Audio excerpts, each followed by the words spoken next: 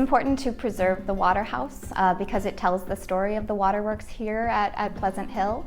They created an early water system long before the waterworks were established in big cities like Lexington and Louisville. The Waterhouse is in the center of the village. It is a very prominent building when you were in there, and as it was, it had such a structural flaw that visitors weren't allowed even inside it, were able to enjoy it even from a distance. It's a great story to tell, of how people lived, how they constructed things. My mother used to drag me over here all the time when it was first kind of really envisioned, and she felt it was very, very important.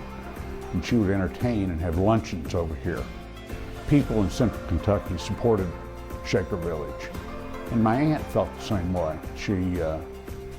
They knew a lot of the people that were the original founders and original directors, and they wanted to support them.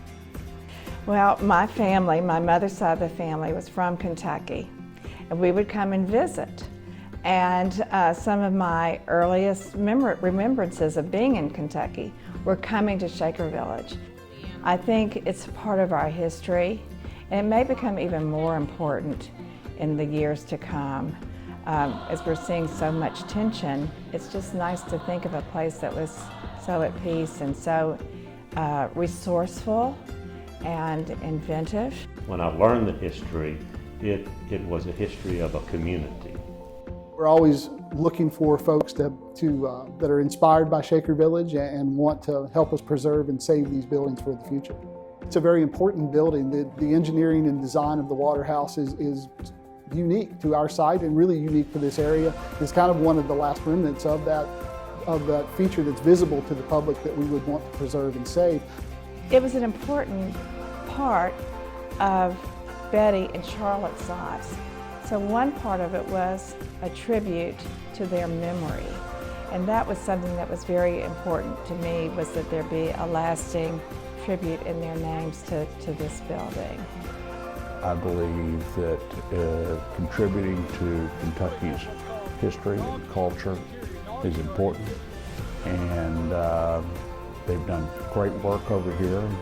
These buildings were, restored 40, 50 years ago, need some more love and care.